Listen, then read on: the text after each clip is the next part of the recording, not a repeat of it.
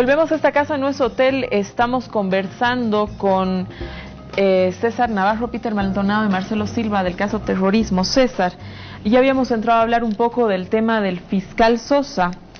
Desde tu perspectiva, ¿cómo impacta la fuga del fiscal Sosa en el caso? Yo comparto con Peter, hay que separar las aguas. Una cosa es el caso Rosa y otra cosa es el caso Sosa, ¿no? El caso Rosa sucede desde septiembre del 2008 hasta abril del 2009. Y Sosa empieza a intervenir desde abril del 2009 y de manera activa hasta abril del 2011, cuando presenta la proposición acusatoria involucrando, creo que a 29 personas o 39 personas en el caso Rosa. Segundo, que Marcelo Sosa no sale del país producto del caso Rosa. Marcelo Sosa es denunciado por extorsión.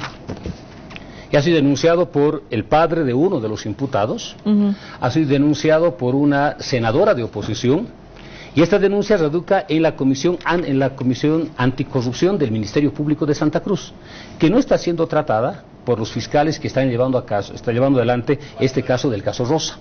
Por lo tanto, cuando Sosa es convocado a prestar sus declaraciones, no es convocado por los fiscales ni por el juez que está tratando el caso Rosa.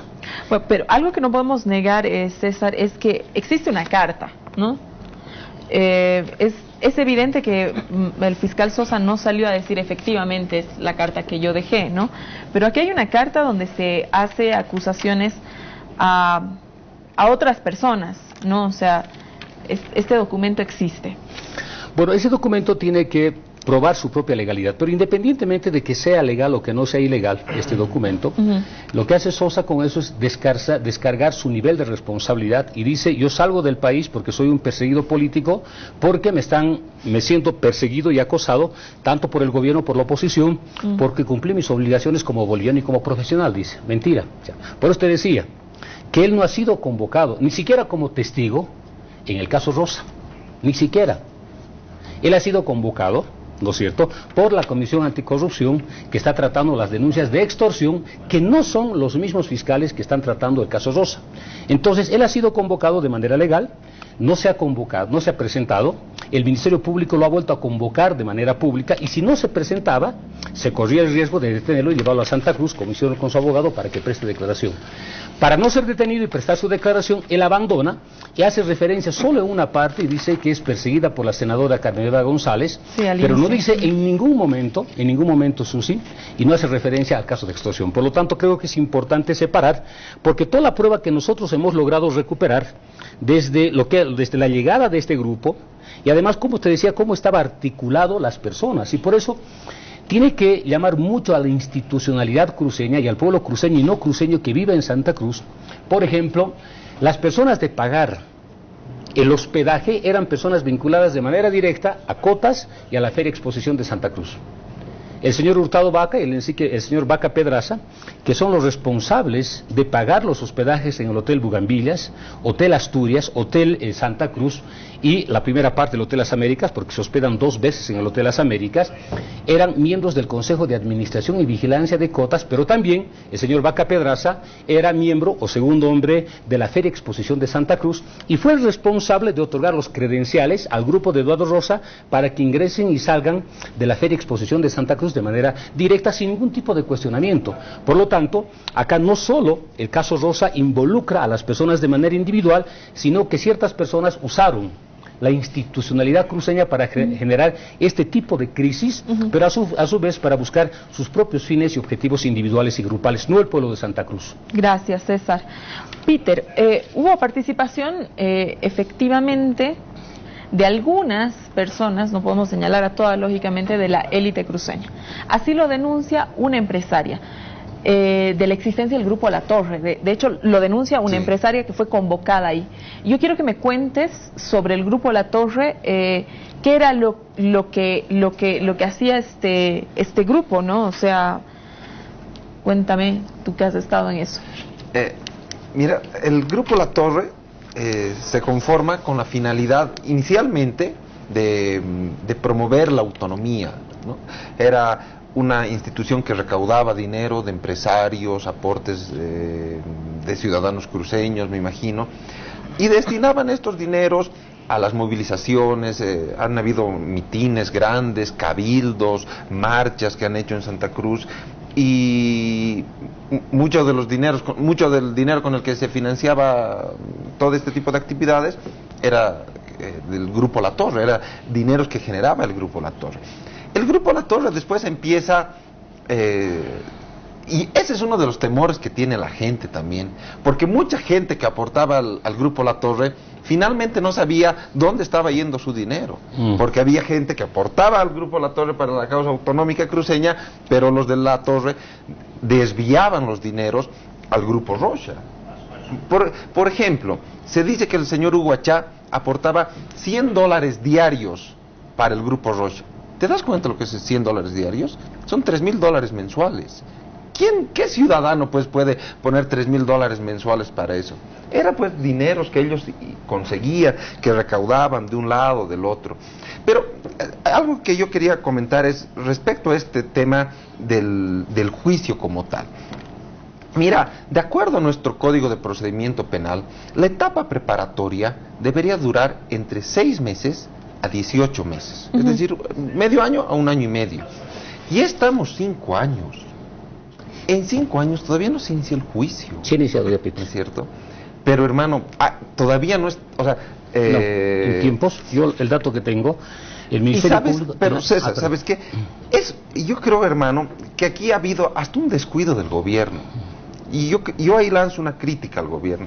Porque siendo un tema tan importante, tan central, deberían haber tratado de empujar lo más posible para que al fin de cuentas los bolivianos conozcamos la verdad de estos hechos. El caso terrorismo para el fiscal Sosa se ha convertido en una mina de oro. Extorsionaba a todos los que estaban involucrados en este asunto. ¿Por qué, por ejemplo? Mire, en este documento que ha elaborado la comisión, nosotros hemos encontrado que el señor Juan Carlos Guillén, por poner un ejemplo, era el que pagaba los hoteles, reservaba los hoteles. Él no está en el proceso judicial. ¿Por qué no está él? Se dice que ha pagado $80.000 para que el fiscal Sosa lo saque del proceso. Entonces, yo creo que esto, hermano, también tiene que ser como una reflexión para los bolivianos de nuestro sistema judicial, de nuestro Ministerio Público. Toda esta red de corrupción dentro del Ministerio Público, no es solamente con el fiscal Sosa, ahí estaban los casos del Isabelino Gómez, y ¿quién no sabe, hermano, que en el Ministerio Público todo se mueve con plata? No estoy diciendo que todos, pero una gran parte, hermano. A ver, yo creo que todos en esta mesa coincidimos en algo, que no hay que confundir las cosas, ¿verdad? Es cierto. Hay que buscar una verdad histórica, jurídica y yo diría política en el fondo del caso Rocha. De acuerdo. Pero también seamos consecuentes con buscar esa misma verdad histórica, jurídica y si hay política también en el caso Sosa. Así de sencillo, Susana. Es cierto, son cosas distintas. Yo creo que no debería contaminarse el caso separatismo por la actuación del fiscal Sosa, pero esto que no sea o no significa una lavada de manos. Peter lo decía muy bien, este era un caso fundamental para la historia del país. Este era un caso histórico, además, no nos hagamos los inocentes, un tema políticamente importante para el gobierno. Y no puede ser de que sea descuidado de tal manera el caso, a tal extremo que un tipo, en vez de buscar más elementos de los que hay ahí, se esté dedicando o se dedicaba a extorsionar a la gente. El fiscal Sosa en esta carta, el exfiscal Sosa en esta carta, que evidentemente todavía no ha ratificado su autoría, hace denuncias o dice algunas cosas que creo que ameritarían ser investigadas. Y yo creo que ya como que la justicia y el Ministerio Público han fallado, y además los hechos nos dicen que ustedes han hecho un mejor trabajo que el Ministerio Público, yo creo que el MAS no debería tenerle miedo también a la posibilidad de abrir una comisión, no investigador porque ya no hay ese atributo del Ministerio Público, pero una comisión que tenga esos mismos atributos que la Constitución establece para investigar, para fiscalizar, en el Parlamento, por ejemplo. ¿Por qué no se da espacio a eso? Mira, en la carta que deja el exfiscal Sosa, una cosa que también luego puede poner a susceptibilidad, dice, ¿no? Durante años alentó mi acción investigativa en el caso, él se hace referencia al gobierno, ¿no? Y ahora calla, ¿no? Entonces, también una cuestión que puedes poner en susceptibilidad siempre a la justicia es que el gobierno pueda alentar, ¿no? O sea, el cruce que pudiera haber, es decir, aquí Sosa dice, me estaban alentando a que se haga una acción investigativa y lo que nosotros ahora mismo le demandamos al gobierno es por qué no impulsó que haya la acción, ¿no? Pero ahora sí, lo estamos criticando igual. Entonces, no sé, pero, a ver, Susana, no quiero entrar en una, o sea, sino que es una cuestión igual en sí misma contradictoria, en sí misma enrevesada, ¿no? No, es que también es como creerle a Jack el Destripador, pues. Hoy día el fiscal Sosa tiene la credibilidad. Sin embargo, hay hermano, una de Jack el racionalidad Destripador. básica, o sea, la demora de este caso, ¿no? Era ganancia para la corrupción. No nos hagamos los locos. Es eso. Entre más demoraba el tema, había más espacio para la corrupción. La fase inicial del juicio, que empieza con las declaraciones, recién empieza en mayo del 2013. Y desde abril del 2011, todos los acusados, porque son 39 acusados, de los 39, 17 están fuera del país, presentaron cerca de 100 excepciones e incidencias para ir postergando. El caso se inicia en La Paz, se lleva al Chaco, a Cochabamba, al Chaco, a Tarija y luego en Santa Cruz. Está en 4 departamentos. Solo la declaración de Mario Tadich, que nos lleva a nosotros 2 días, ¿te acuerdas, Peter, en el penal de San Pedro? Le ha llevado al Ministerio Público, o a los jueces, 2 meses. Solo la declaración de Mario Tadich. La declaración de Toazo, con intérprete incluido, le ha llevado 5 meses. Y la del viejo, 3 meses. Si seguimos con esta lógica, en la fase de declaración, de los 22 acusados, terminaremos la fase de la acusación recién, o la declaración, el 2016. Entonces, si uno ve los cerca de 100 incidencias y incidentes y excepciones que planteó la oposición, el tiempo en la demora en la declaración, ¿qué es lo que está buscando? Que el caso extinga y por lo tanto justifique un discurso. Entonces, yo creo que acá existe corresponsabilidad del Ministerio Público, sí, por supuesto, también de la justicia, pero también veremos utilizando y usando un derecho legítimo y legalmente reconocido, pero también se está buscando desvirtuar al prolongar las declaraciones para que el caso en cierto momento extinga. Es más, no olvidemos un hecho. Por ejemplo, ya se ha manifestado desde un abogado que el juicio está fuera de plazo, por lo tanto se ha planteado que se extinga el caso. Entonces, como verás, utilizando la demora Disculpe como justificativo... mi ignorancia, ¿cuánto tiempo se necesita para que se extinga el caso? O sea, si se inicia, ¿en cuánto tiempo...? Se puede extinguir si el Ministerio Público, por ejemplo, termina sus investigaciones y su acusación fuera del plazo. ¿No es cierto? Pero en este caso, diríamos que hemos entrado a la fase de las declaraciones y hoy lo que están haciendo cada testigo está usando el tiempo que él cree conveniente para prestar sus declaraciones. Por lo tanto, estamos en la fase declarativa, donde cada acusado está presentando su propia versión. Luego entraremos a la fase de prueba y testigo, donde también los acusados y el Ministerio Público presentarán sus pruebas testificales, sus pruebas documentales, y también entraremos a tomar declaraciones a los testigos. Por lo tanto, está existiendo de manera deliberada, Susi, en prolongar el caso. Pero yo creo que acá tenemos que, vuelvo a reiterar, separar los dos elementos, el caso Rosa y el caso Sosa. Compartimos plenamente con Marcelo y Peter este elemento fundamental, y a partir de estos hechos se va a poder clarificar lo que ha sucedido y lo que está sucediendo en el país. Yo quisiera decir una cosa al respecto de la del proceso ya. Yo creo que hay que hacer un parteaguas también en el proceso que ha llevado Sosa y el proceso que está llevando el actual fiscal. Y Dios quiera que pueda llevar y pueda terminar esto en buen puerto y sepamos en verdad lo que ha sucedido. Pero yo, por ejemplo, he escuchado que esta semana le van a convocar a Raúl García Linera a declarar. En la investigación que nosotros hemos hecho, en este momento, no figura su nombre en ningún momento. Entonces, no puede ser que por declaraciones mediáticas se contamine tanto pues el proceso investigativo y se tenga que citar a una persona, a otra persona, que son completamente ajenas y que en los hechos no tienen nada que ver con esto. ¿Y el debido proceso no será ese argumento también válido en algún momento si se llega a comprobar, por ejemplo, la autoría de esta carta? Por ejemplo, pensaría que si se quiere postergar y todavía echarle más lodo al proceso, eso podría utilizarse como prueba, ¿verdad? Pero sería interesante, Marcelo, que venga Marcelo Sosa. Claro. Sería interesante que venga Marcelo Sosa a declarar. Porque Marcelo Sosa, primero que Marcelo Sosa no es responsable del caso hace más de un año atrás. Y él lo que ha hecho es simplemente ampliar las investigaciones convocando a nuevas personas que Eduardo Rosa vincula en los diferentes mails que él escribe. Pero además, él no ha creado ninguna otra prueba más la que hemos creado nosotros con la Comisión Multipartidaria. Ninguna más. Entonces, esa es una verdad histórica que no puede ser refutable, ¿no es cierto?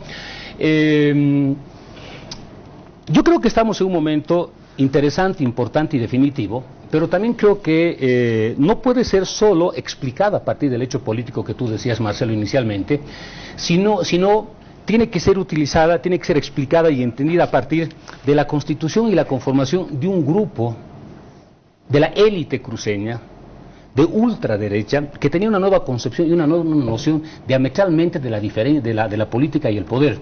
Por ejemplo, Eduardo Rosa en su declaración dice: me ha convocado el Consejo Cruceño y el Consejo Cruceño tiene una estrategia de defensa de Santa Cruz, dice. Y luego cuando él escribe, se convoca con Isban, el mail es creo que es belovia@jusmail, no recuerdo bien, y él dice con mucha claridad que ese consejo está conformado por Rubén Costas. Está integrada por Branko Marinkovic, una especie de gobierno moral. Habla de Eduardo Paz, de la CAINCO, y habla de la CRE, de Germán Antelo. Él habla, él identifica, ¿no? Y en el Grupo La Torre, cuando dice esto, Peter, nosotros tenemos la declaración de dos empresarios que dicen el empresariado aportaba unos 100.000, el otro $180.000, pero Eduardo Rosa dice que en el Grupo La Torre era responsable de entregar recursos económicos a este grupo terrorista.